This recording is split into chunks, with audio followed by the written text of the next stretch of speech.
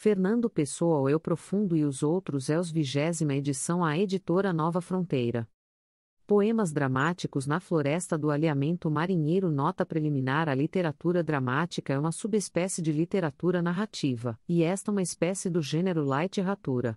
A literatura é a expressão verbal de um temperamento. A literatura narrativa a forma objetiva dessa expressão verbal. A literatura doutoramática a forma maximamente objetiva, ou seja, a forma sintética dessa expressão objetiva. Um drama não é mais que um romance na sua forma máxima de síntese possível. E por atingir esta objetividade máxima que ele pode receber a aparência de vida, isto é, que ele pode ser simulado num palco por pessoas a que se chama atores.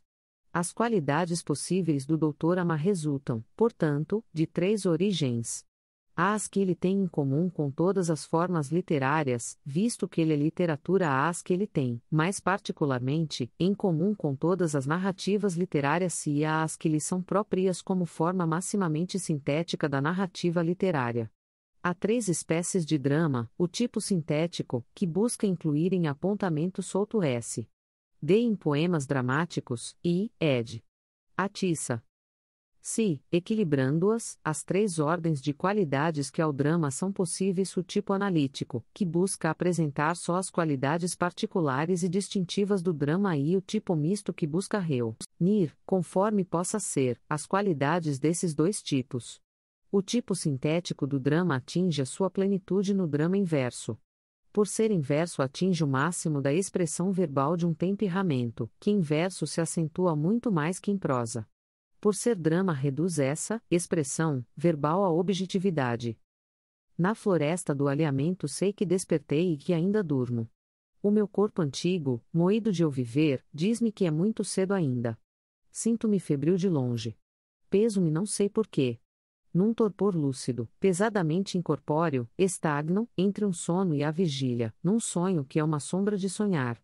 Minha atenção boia entre 2 mundos e vê cegamente a profundeza de um mar e a profundeza de um céu, e estas profundezas interpenetram-me, misturam-se, e eu não sei onde estou nem o que sonho. Um vento de sombra sopra cinzas de propósitos mortos sobre o que eu sou de desperto.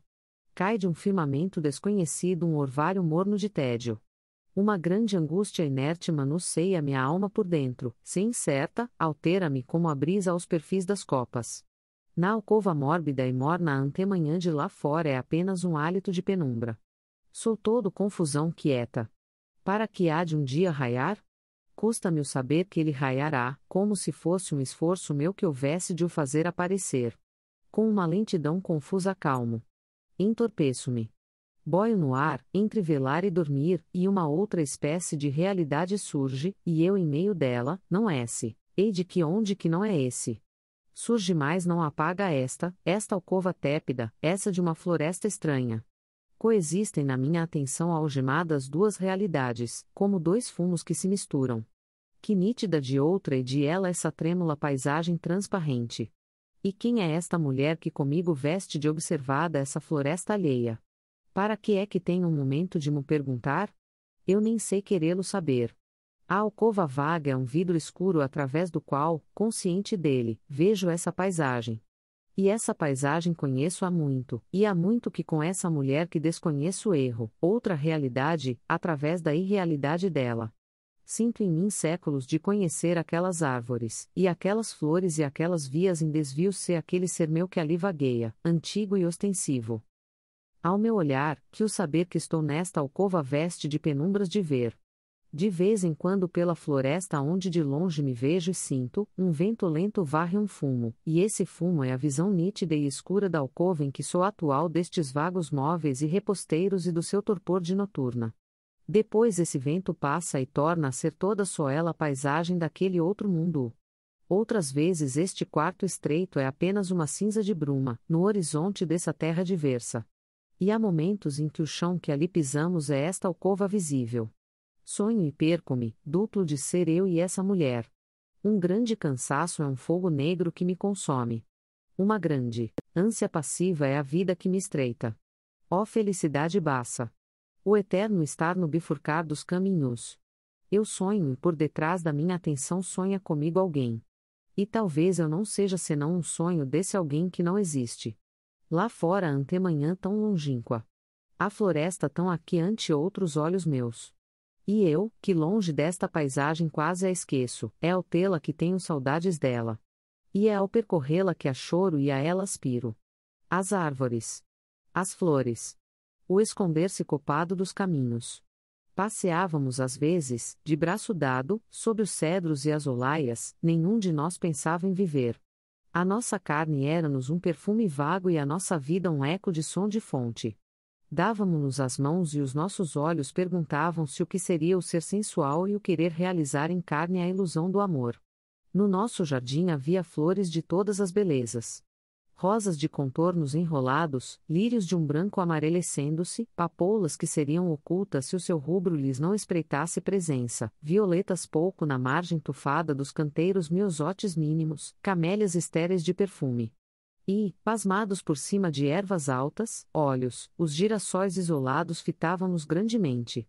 Nós roçávamos a alma toda vista pelo frescor visível dos musgos e tínhamos, ao passar pelas palmeiras, a intuição esguia de outras terras. E subia-nos o choro à lembrança, porque nem aqui, ao sermos felizes o éramos. Carvalhos cheios de séculos nodosos iam tropeçar os nossos pés nos tentáculos mortos das suas raízes. Plátanos cavam. E ao longe, entre árvore e árvore de perto, pendiam no silêncio das latadas os cachos negrejantes de uvas. O nosso sonho de viver ia diante de nós, alado, e nós tínhamos para ele um sorriso igual e alheio, combinado nas almas sem nos olharmos, sem sabermos um do outro mais do que a presença apoiada de um braço contra a atenção entregue do outro braço que o sentia. A nossa vida não tinha dentro. Éramos fora e outros. Desconhecíamo-nos. Como se houvéssemos aparecido às nossas almas depois de uma viagem através de sonhos.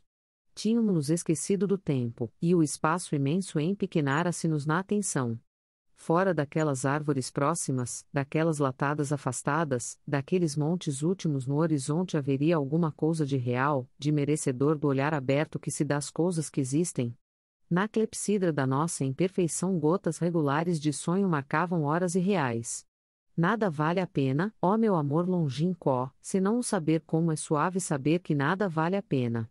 O movimento parado das árvores, o sossego inquieto das fontes e o hálito indefinido do ritmo íntimo da seiva, o entardecer lento das coisas, que parece vir-lhes de dentro e dar mãos de concordância espiritual ao entristecer longínquo, e próximo à alma do alto silêncio do céu o cair das folhas, compassado e inútil, pingos de alhamento, em que a paisagem se nos torna toda par. Aos ouvidos e se entristece em nós como uma pátria recordada, tudo isto, como um cinto a desatar-se, cingia-nos, incertamente.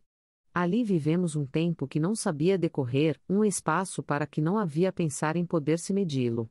Um decorrer fora do tempo, uma extensão que desconhecia os hábitos da realidade no espaço. Que horas, ó companheira inútil do meu tédio, que horas de desassossego feliz se fingiram ali. Horas de cinza de espírito, dias de saudade espacial, séculos interiores de paisagem externa. E nós não nos perguntávamos para que era aquilo que não era para nada. Nós sabíamos ali. Por uma intuição que por certo não tínhamos. Que este dolorido mundo onde seríamos dois, se existia, era para além da linha externa onde as montanhas são hábitos de formas, e para além dessa não havia nada. E era por causa da contradição de saber isto que a nossa hora de ali era escura como uma caverna em terra de supersticiosos, e o nosso senti-la era estranho como um perfil de cidade mourisca contra um céu de crepúsculo outonal. Orlas de marés desconhecidas tocavam, no horizonte de ouvirmos, praias que nunca poderíamos ver, e era-nos a felicidade escutar, até vê-lo em nós, esse mar onde sem dúvida se engravam caravelas com outros fins em percorrê-lo que não os fins úteis e comandados da terra. Reparávamos de repente, como quem repara que vive, que o ar estava cheio de cantos de ave, e que, como perfumes antigos em cetins, o marulho esfregado das olhas estava mais entranhado em nós de que a consciência de ouvirmos. E assim o murmúrio das aves, o sussurro dos arvoredos e o fundo monótono esquecido do mar eterno punham a nossa vida abandonada uma auréola de não a conhecermos. Dormimos ali acordados dias, contentes de não ser nada, de não ter desejos nem esperanças, de nos termos esquecido da cor dos amores e do sabor dos ódios. Julgávamo-nos imortais. Ali vivemos horas cheias de um outro sentirmo-las, horas de uma imperfeição vazia e tão perfeitas por isso, tão diagonais à certeza retângula da vida. Horas imperiais depostas, horas vestidas de púrpura gasta, horas caídas nesse mundo de outro mundo mais cheio de orgulho de ter mais desmanteladas angustias. E doía-nos gozar aquilo, doía-nos. Porque apesar do que tinha de exílio calmo, toda essa paisagem nos sabia sermos deste mundo, toda ela era úmida de um vago tédio, triste e enorme e perverso com a decadência de um império ignoto. Nas cortinas da nossa alcova amanhã é uma sombra de luz. Meus lábios, que eu sei que estão pálidos, sabem um ao outro a não quererem ter vida. O ar do nosso quarto neutro é pesado como um reposteiro. A nossa atenção sonolente ao mistério de tudo isto é mole como uma cauda de vestido arrastada num cerimonial no crepúsculo. Nenhuma ânsia nossa tem razão de ser. Nossa atenção é um absurdo consentido pela nossa inércia alada. Não sei que olhos de penumbra ungem a nossa ideia do nosso corpo. O cansaço que temos é a sombra de um cansaço. Vem-nos de muito longe, como a nossa ideia de haver a nossa vida. Nenhum de nós tem nome ou existência plausível. Se pudéssemos ser ruidosos ao ponto de nos imaginarmos rindo, riríamos sem dúvida de nos imaginarmos vivos. O frescor aquecido dos lenços acaricia-nos, a ti como a mim de certo, os pés que se sentem, um ao outro nus. Desengonemo-nos, meu amor, da vida e dos seus modos. Fujamos a sermos nós. Não tiremos do dedo o anel mágico que chama, mexendo-se-lhe, pelas fadas do silêncio e pelos elfos da sombra e pelos gnomos do esquecimento. E ei-la que, ao irmos a sonhar falar nela, surge ante nós, outra vez, a floresta muita, mas agora mais perturbada da nossa perturbação e mais triste da nossa tristeza. Foge diante dela, como um nevoeiro que se esfolha, a nossa ideia do mundo real, e eu possuo-me outra vez no meu sonho errante, que esta floresta misteriosa esquadra. As flores que ali vivi. Flores que a vista traduzia para seus nomes, conhecendo-as, e cujo perfume a alma colhia. Não nelas mais na melodia de seus nomes. Flores cujos nomes eram repetidos em sequência, orquestras de perfume sudoeste nouros. Árvores cuja volúpia verde punha sombra e frescor no como eram chamadas. Frutos cujo nome era um cravar de dentes na alma da sua polpa. Sombras que eram relíquias de outroras felizes. Clareiras claras, que eram sorri-sos mais francos da paisagem que se vê, ou seja próxima. Ó horas multicolores. Instantes flores, minutos árvores, ó tempo estagnado em espaço, tempo morto de espaço coberto de flores, e do perfume de flores, e do perfume de nomes de flores. Loucura de sonho naquele silêncio alheio. A nossa vida era toda a vida. O nosso amor era o perfume do amor. Vivíamos horas impossíveis, cheias de sermos nós. E isto porque sabíamos, com toda a carne da nossa carne, que não éramos uma realidade. Éramos impessoais, ocos de nós, outra coisa qualquer. Éramos aquela paisagem esfumada em consciência de si própria. E assim como ela era duas, de realidade que era, e ilusão assim éramos nós obscuramente dois, nenhum de nós sabendo bem se o outro não era ele próprio, se o incerto outro vivera. Quando emergimos de repente ante o estagnar dos lagos sentíamos-nos a querer soluçar. Ali aquela paisagem tinha os olhos rasos de água, olhos parados cheios de tédio e número de ser. Cheios, sim, do tédio de ser qualquer coisa, realidade ou ilusão, e esse tédio tinha a sua pátria e a sua voz na mudez e no exílio dos lagos. E nós, caminhando sempre e sem o saber ou querer, parecia ainda assim que nos demorávamos à beira daqueles lagos, tanto de nós com eles ficava e morava, simbolizado e absorto. E que fresco e feliz horror o de não haver ali ninguém. Nem nós, que por ali íamos, ali estávamos. Porque nós não éramos ninguém. Nem mesmo éramos coisa alguma. Ponto não tínhamos vida que a morte precisasse para matar. Éramos tão tênues e rasteirinhos que o vento do decorrer nos deixara inúteis e a hora passava por nós acariciando-nos como uma brisa pelo cimo de uma palmeira. Não tínhamos época nem propósito. Toda a finalidade das coisas e dos seres ficara-nos à porta daquele paraíso de ausente companhia imobilizar-se, para nos sentir senti-la, a alma rugosa dos troncos, a alma estendida das folhas, a alma núbil das flores, a alma vergada dos frutos. E assim nós morremos a nossa vida, tão atentos separadamente a morrê-la que não reparamos que éramos um só, que cada um de nós era uma ilusão do outro, e cada um, dentro de si, o mero eco do seu próprio ser. Zumbi uma mosca, incerta e mínima. Raiam na minha atenção vagos ruídos, nítidos e dispersos, que enchem de serjadia a minha consciência do nosso quarto. Nosso quarto? Nosso de que dois, se eu estou sozinho? Não sei. Tudo se funde e só fica, fingindo, uma realidade bruma em que a minha incerteza sossobra e o meu compreender-me, embalado de ópios, adormece. A manhã rompeu, como uma queda, do cimo pálido da Urrá.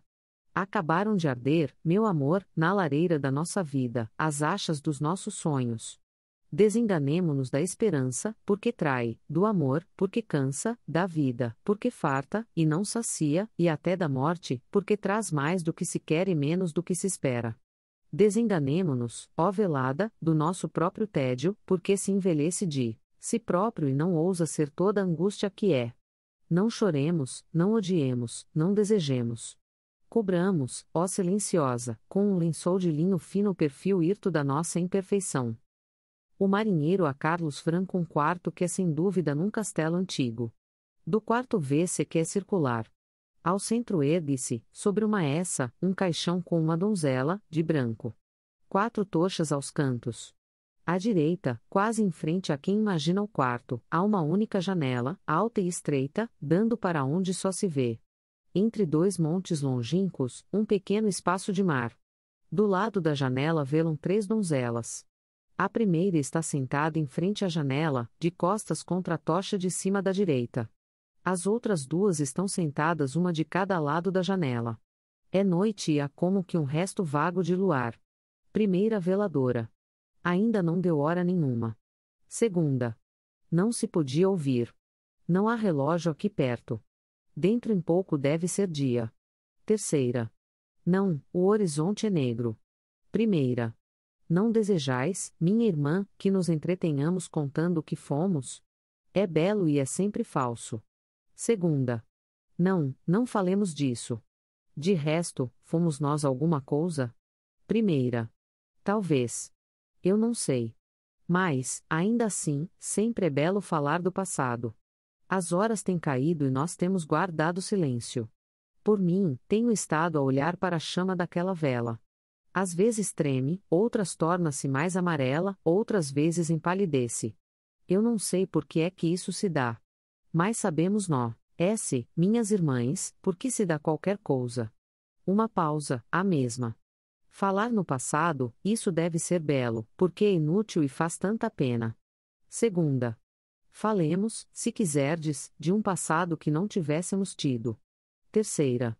Não. Talvez o tivéssemos tido. Primeira. Não dizeis senão palavras. É tão triste falar. É um modo tão falso de nos esquecermos. Se passeássemos. Terceira. Onde? Primeira. Aqui, de um lado para outro. Às vezes isso vai buscar sonhos. Terceira. De quê? Primeira. Não sei. Por que o havia eu de saber? Uma pausa. Segunda. Todo este país é muito triste. Aquele onde eu vivi outrora era menos triste. Ao entardecer eu fiava, sentada à minha janela. A janela dava para o mar e às vezes havia uma ilha ao longe. Muitas vezes eu não fiava, olhava para o mar e esquecia-me de viver. Não sei se era feliz. Já não tornarei a ser aquilo que talvez eu nunca fosse. Primeira. Fora de aqui, nunca vi o mar. Ali, daquela janela, que é a única de onde o mar se vê, vê-se tão pouco. O mar de outras terras é belo? Segunda. Só o mar das outras terras é que é belo. Aquele que nós vemos dando sempre saudades daquele que não veremos nunca. Uma pausa. Primeira. Não dizíamos nós que íamos contar o nosso passado? Segunda. Não, não dizíamos. Terceira. Por que não haverá relógio neste quarto? Segunda. Não sei. Mas assim, sem o relógio, tudo é mais afastado e misterioso. A noite pertence-me, esse própria. Quem sabe se nós poderíamos falar assim se soubéssemos a hora que é. Primeira. Minha irmã, em mim tudo é triste. Passo dezembros na alma. Estou procurando não olhar para Janilá. Sei que de lá se vêem, ao longe, montes. Eu fui feliz para além de montes, outrora. Eu era pequenina. Colhia flores todo dia e antes de adormecer pedia que não mais tirassem. Não sei o que isto tem de reparável que me dá vontade de chorar. Foi longe daqui que isto pôde ser. Quando virá o dia? Terceira. Que importa? Ele vem sempre da mesma maneira. Sempre, sempre, sempre. Uma pausa, segunda. Contemos contos umas às outras. Eu não sei contos nenhuns, mas isso não faz mal. Só viver é que faz mal. Não rocemos pela vida nem a orla das nossas vestes. Não, não vos levanteis. Isso seria um gesto, e cada gesto interrompe um sonho. Neste momento eu não tinha sonho nenhum, mas é-me suave pensar que o podia estar tendo. Mas o passado, por que não falamos nós dele? Primeira. Decidimos não o fazer. Breve raiará o dia e arrepender-nos-emos. Com a luz os sonhos adormecem. O passado não é senão um sonho. De resto, nem sei o que não é sonho. Se olho para o presente com muita atenção, parece-me que ele já passou. O que é qualquer coisa? Como é que ela passa? Como é por dentro o modo como ela passa? Ah! Falemos, minhas irmãs, falemos alto, falemos todas juntas. O silêncio come, a tomar corpo, começa a ser coisa. Sinto-o envolver-me como uma névoa. Ah, falai, falai. Segunda. Para quê? Fito-vos a ambas e não vos vejo logo. Parece-me que entre nós se aumentaram abismos. Tenho que cansar a ideia de que vos posso ver para poder chegar a ver-vos. Este ar quente é frio por dentro, naquela parte em que toca na alma. Eu devia agora sentir mãos impossíveis passarem-me pelos cabelos, é o gesto com que falam das sereias. Cruza as mãos sobre os joelhos. Pausa. Ainda há pouco, quando eu não pensava em nada. Estava pensando no meu passado. Primeira. Traço eu também devia ter estado a pensar no meu. Terceira. Eu já não sabia em que pensava. No passado dos outros talvez, no passado de gente maravilhosa que nunca existiu. Ao pé da casa de minha mãe corria um riacho. Por que é que correria, e por que é que não correria mais longe? Ou mais perto? Há alguma razão para qualquer coisa ser o que é? Há para isso qualquer razão verdadeira e real com as minhas mãos? Segunda. As mãos não são verdadeiras nem reais. São mistérios que habitam na nossa vida. Às vezes, quando fito as minhas mãos, tenho medo de Deus. Não há vento que mova as chamas das velas, e olhai, elas movem-se. Para onde se inclinam elas? Que pena se alguém pudesse responder. Sinto-me desejosa de ouvir músicas bárbaras que devem agora estar tocando em palácios de outros continentes. É sempre longe da minha alma. Talvez porque, quando criança, corri atrás das ondas à beira-mar.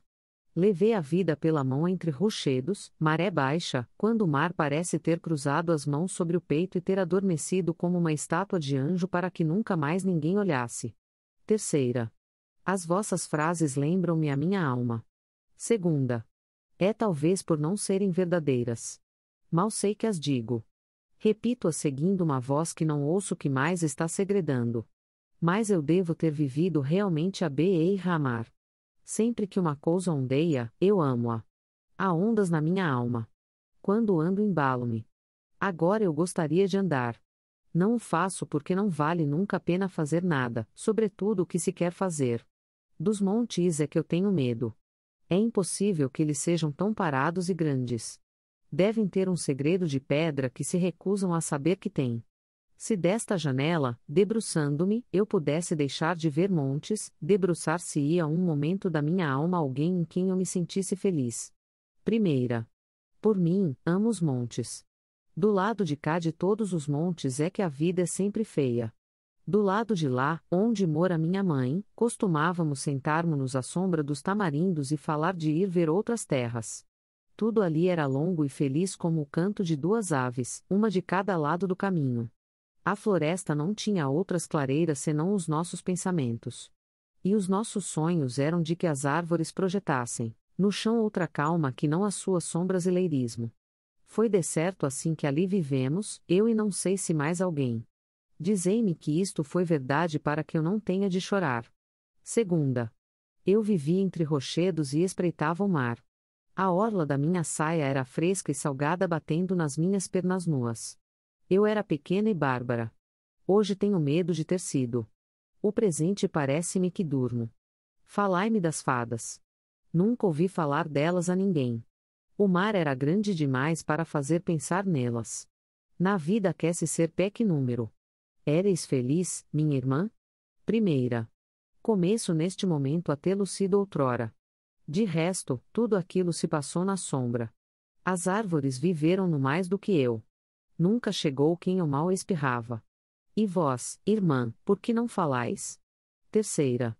Tenho horror a de aqui a pouco vos ter já dito o que vos vou dizer. A minhas palavras presentes, mal eu as diga, pertencerão logo ao passado, ficarão fora de mim, não sei onde. Rígidas e fatais. Falo. E penso nisto na minha garganta, e as minhas palavras parecem-me gente. Tenho um medo maior do que eu. Sinto na minha mão, não sei como, a chave de uma porta desconhecida. E toda eu sou um amuleto ou um sacrário que estivesse com consciência de si próprio. É por isto que me apavora ir, como por uma floresta escura, através do mistério de falar. E afinal, quem sabe se eu sou assim e se é isto sem dúvida que sinto? Primeira. Custa tanto saber o que se sente quando reparamos em nós. Mesmo viver sabe a custar tanto quando se dá por isso. Falai, portanto, sem reparardes que existis. Não nos ies dizer quem éreis? Terceira. O que eu era outrora já não se lembra de quem sou. Pobre da feliz que eu fui. Eu vivi entre as sombras dos ramos, e tudo na minha alma é folhas que estremecem. Quando ando ao sol a minha sombra é fresca. Passei a fuga dos meus dias ao lado de fontes, onde eu molhava, quando o sudoeste tinhava de viver, as pontas tranquilas dos meus dedos. Às vezes, à beira dos lagos, debruçava-me e fitava-me. Quando eu sorria, os meus dentes eram misteriosos na água. Tinham um sorriso só deles, independente do meu. Era sempre sem razão que eu sorria. Falai-me da morte, do fim de tudo, para que eu sinta uma razão para recordar. Primeira. Não falemos de nada, de nada. Está mais frio, mas por que é que está mais frio? Não há razão para estar mais frio. Não é bem mais frio que está. Para que é que havemos de falar? É melhor cantar, não sei por quê. O canto, quando a gente canta de noite, é uma pessoa alegre e sem medo que entra de repente no quarto e o aquece a consolar-nos. Eu podia cantar-vos uma canção que cantávamos em casa de meu passado. Por que é que não quereis que vula cante? Terceira. Não vale a pena, minha irmã. Quando alguém canta, eu não posso estar comigo. Tenho que não poder recordar-me. E depois todo o meu passado, o torna-se outro e eu te honro uma vida morta que trago comigo e que não vivi nunca. É sempre tarde demais para cantar, assim como é sempre tarde demais para não cantar. Uma pausa, primeira. Breve será dia. Guardemos silêncio. A vida assim o quer. Ao pé da minha casa natal havia um lago. Eu ia lá e assentava-me à beira dele, sobre um tronco de árvore que caíra quase dentro da água. Sentava-se na ponta molhava na água os pés, esticando para baixo os dedos.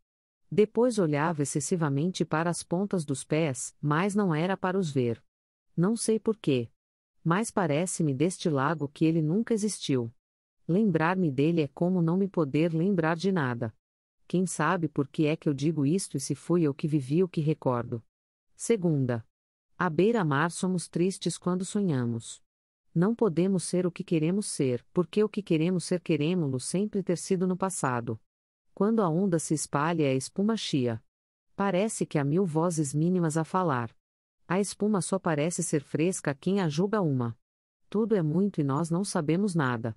Quereis que vos conte o que eu sonhava à beira-mar? Primeira. Podeis contá-lo, minha irmã, mas nada em nós tem necessidade de que nulo conteis. SC é belo, tenho já pena de vir a tê-lo ouvido. E se não é belo? Esperai. Contai-o só depois de o alterardes. Segunda. Vou dizer-vo-lo. Não é inteiramente falso, porque sem dúvida nada é inteiramente falso. Deve ter sido assim.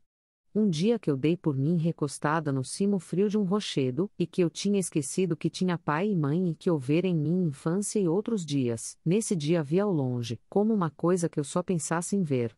A passagem vaga de uma vela. Depois ela cessou. Quando reparei para mim, vi que já tinha esse meu sonho. Não sei onde ele teve princípio.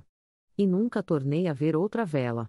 Nenhuma das velas dos navios que saem aqui de um porto se parece com aquela, mesmo quando é lua e os navios passam longe devagar. Primeira. Vejo pela janela um navio ao longe. É talvez aquele que vistes. Segunda. Não, minha irmã, esse que vedes busca sem dúvida um porto qualquer. Não podia ser que aquele que eu vi buscasse qualquer porto. Primeira. Por que é que me respondestes? Pode ser. Eu não vi navio nenhum pela janela.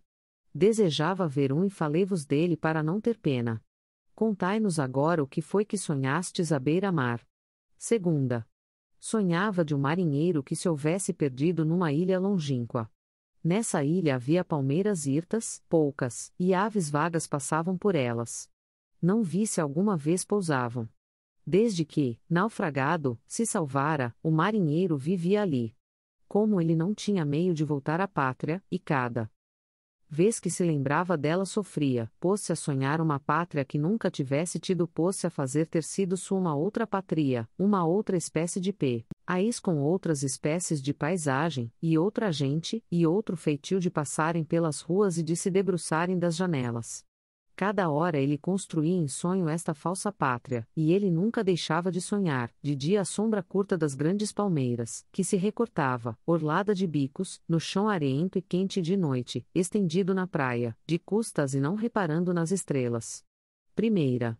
Não ter havido uma árvore que mosqueasse sudoeste bria as minhas mãos estendidas à sombra de um sonho como esse. Terceira. Deixai-a falar. Não a interrompais. Ela conhece palavras que as sereias lhe ensinaram. Adormeço para poder escutar. Dizei, minha irmã, dizei. Meu coração dói-me de não ter sido vós quando sonháveis à beira-mar. Segunda. Durante anos e anos, dia a dia, o marinheiro erguia num sonho contínuo a sua nova terra natal. Todos os dias punha uma pedra de sonho nesse edifício impossível. Breve ele ia tendo um país que já tantas vezes havia percorrido. Milhares de horas lembrava-se já de ter passado ao longo de suas costas. Sabia de que cor soliam ser os crepúsculos numa baía do norte, e como era suave entrar, noite alta, e com a alma recostada no murmúrio da água que o navio abria, num grande porto do sul onde ele passara outrora, feliz talvez, das suas mocidades a suposta. Uma pausa. Primeira. Minha irmã, por que é que vos calé? Segunda. Não se deve falar demasiado. A vida espreita-nos sempre. Toda a é materna para os sonhos, mas é preciso não o saber. Quando falo demais começo a separar-me de mim e a ouvir-me falar. Isso faz com que me compadeça de mim própria e sinta demasiadamente o coração. Tenho então uma vontade lacrimosa de o ter nos braços para o poder embalar como a um filho. Vede, o horizonte empalideceu. O dia não pode já tardar. Será preciso que eu vos fale ainda mais do meu sonho? Primeira. Contai sempre, minha irmã, contai sempre. Não pareis de contar, nem repareis em que dias raiam. O dia nunca raia para quem encosta a cabeça no seio das horas sudoestinhadas. Não torçais as mãos. Isso faz um ruído como de uma serpente furtiva.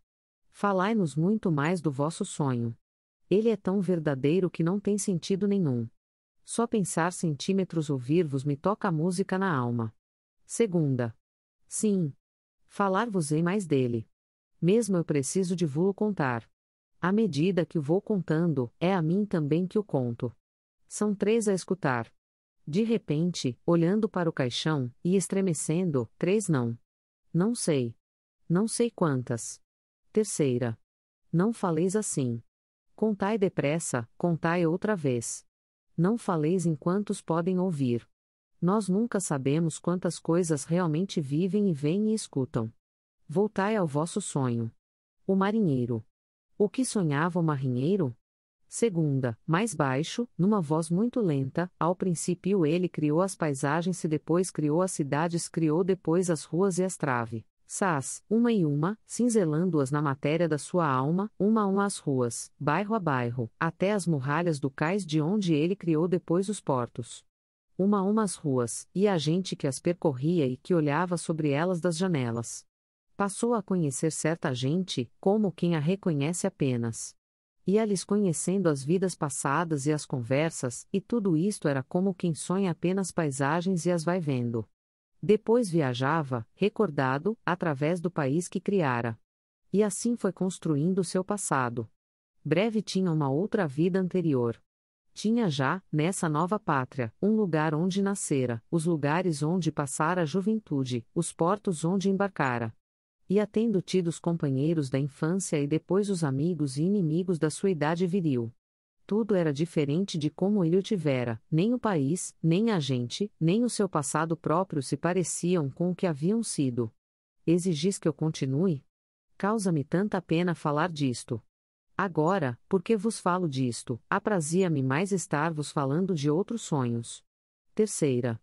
Continuai, ainda que não saibais por quê. Quanto mais vos ouço, mais me não pertenço. Primeira. Será bom realmente que continueis? Deve qualquer história ter fim? Em todo o caso falai. Importa tão pouco o que dizemos ou não dizemos. Velamos as horas que passam. O nosso mister é inútil como a vida. Segunda. Um dia, que chovera muito, e o horizonte estava mais ínse, o marinheiro cansou-se de sonhar. Quis então recordar a sua pátria verdadeira. Mas viu que não se lembrava de nada, que ela não existia para ele. Meninice de que se lembrasse, era na sua pátria de sonho a adolescência que recordasse, era aquela que se criara. Toda a sua vida tinha sido a sua vida que sonhara. E ele viu que não podia ser que outra vida tivesse existido. Se ele nem de uma rua, nem de uma figura, nem de um gesto materno se lembrava. E da vida que lhe parecia ter sonhado, tudo era real e tinha sido.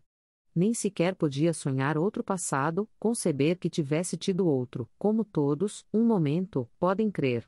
Ó minhas irmãs! Há qualquer coisa, que não sei o que é, que vos não disse. Qualquer coisa que explicaria isto tudo. A minha alma esfria-me.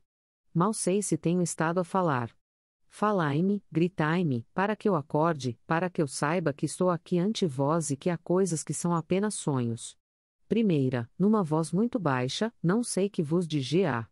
Não ouso olhar para as coisas. Esse sonho como continua? Segunda. Não sei como era o resto. Mal sei como era o resto. Por que é que haverá mais? Primeira. E o que aconteceu depois? Segunda. Depois? Depois de quê? Depois é alguma coisa? Veio um dia um barco. Veio um dia um barco, sim, sim. Só podia ter sido assim, veio um dia um barco, e passou por essa ilha, e não estava lá o marinheiro. Terceira. Talvez tivesse regressado à pátria. Mas a qual? Primeira. Sim, a qual? E o que teriam feito ao marinheiro? Sabê-lo-ia alguém? Segunda. Por que é que me perguntais? A resposta para alguma coisa? Uma pausa. Terceira. Será absolutamente necessário, mesmo dentro do vosso sonho, que tenha havido esse marinheiro e essa ilha. Segunda. Não, minha irmã, nada é absolutamente necessário. Primeira. Ao menos, como acabou o sonho.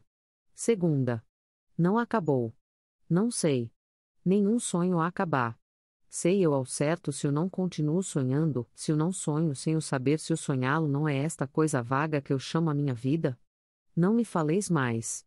Principio a estar certa de qualquer coisa, que não sei o que é. Avã? São para mim, por uma noite que não é esta, os passos de um horror que desconheço. Quem teria eu ido despertar com o sonho meu que vos contei? Tenho um medo disforme de que Deus tivesse proibido meu sonho. Ele ser sem dúvida mais real do que Deus permite. Não estejais silenciosas. Dizei-me ao menos que a noite vai passando, embora eu o saiba. Vede, começa a ser dia. Vede, vai haver o dia real. Paremos. Não pensemos mais. Não tentemos seguir nesta aventura interior. Quem sabe o que está no fim dela? Tudo isto, minhas irmãs, passou-se na noite. Não falemos mais disto, nem a nós próprios. É humano e conveniente que tomemos, cada qual, a sua atitude de tristeza. Terceira. Foi-me tão belo escutar-vos. Não digais que não. Bem sei que não valeu a pena. É por isso que o achei belo. Não foi por isso, mas deixai que eu o diga. De resto, a música da vossa voz, que escutei ainda mais que as vossas palavras, deixa-me. Talvez só por ser música, descontente. Segunda. Tudo deixa descontente, minha irmã. Os homens que pensam cansam-se de tudo, porque tudo muda. Os homens que passam provam-no, porque mudam com tudo. De eterno e belo há apenas o sonho. Por que estamos nós falando ainda? Primeira. Não sei. Olhando para o caixão, em voz mais baixa, por que é que se morre? Segunda. Talvez por não se sonhar bastante. Primeira. É possível. Não valeria então a pena fecharmos-nos no sonho e esquecer a vida, para que a morte nos esquecesse. Segunda. Não, minha irmã, nada vale a pena. Terceira. Minhas irmãs, é já dia. Vede, a linha dos montes maravilha-se. Por que não choramos nós? Aquela que finge estar ali era bela, e nova como nós, e sonhava tão bem. Estou certa que o sonho dela era o mais belo de todos. Ela de que sonharia? Primeira. Falai mais baixo. Ela escuta-nos talvez, e já sabe para que servem os sonhos. Uma pausa. Segunda. Talvez nada disto seja verdade. Todo este silêncio e esta morta, e este dia que começa não são talvez senão um sonho. Olhai bem para tudo isto, ou parece-vos que pertence à vida? Primeira. Não sei. Não sei como se é da vida. Ah, como vós estáis parada. E os vossos olhos são tristes, parece que o estão inutilmente. Segunda. Não vale a pena estar triste de outra maneira. Não desejais que nos calemos? É tão estranho estar a viver. Tudo o que acontece é inacreditável, tanto na ilha do marinheiro como neste mundo. Vede, o céu é já verde. O horizonte sorri ouro. Sinto que me ardem os olhos, de eu ter pensado em chorar. Primeira. Chorastes, com efeito, minha irmã. Segunda. Talvez. Não importa. Que frio é isto? Ah, é agora. É agora. Dizei-me isto. Dizei-me uma coisa ainda. Por que não será a única coisa real nisto tudo marinheiro, e nós e tudo isto aqui apenas um sonho dele? Primeira. Não faleis mais, não faleis mais. Isso é tão estranho que deve ser verdade. Não continueis. O que ieis dizer não sei o que é, mas deve ser demais para a alma o poder ouvir. Tenho medo do que não chegastes a dizer. Vede, vede, é dia já. Vede o dia. Fazei tudo por reparar de só no dia real, ali fora. Vede-o, vede-o. Ele consulá. Não penseis, não olheis para o que pensais. Vede-o a vir, o dia. Ele brilha como ouro numa terra de prata. As leves nuvens arredondam-se à medida que se coloram. Se nada existisse, minhas irmãs? Se tudo fosse, de qualquer modo, absolutamente coisa nenhuma, ponto por que olhastes assim? Não lhe respondem. E ninguém olhara de nenhuma maneira, a mesma. Que foi isso que dissestes e que me apavorou? Sentiu tanto que mal vi o que era. Dizei-me o que foi, para que eu, ouvindo-o segunda vez, já não tenha tanto medo como dantes. Não, não? Não digais nada. Não vos pergunto isto para que me respondais, mas para falar apenas, para me não deixar pensar. Tenho medo de me poder lembrar do que foi. Mas foi qualquer coisa de grande e pavoroso como o haver Deus. Devíamos já ter acabado de falar. Há tempo já que a nossa conversa perdeu sentido. O que é entre nós que nos faz falar prolonga-se demasiadamente.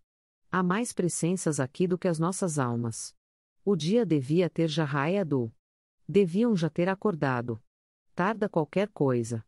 Tarda tudo. O que é que se está dando nas coisas de acordo com o nosso horror?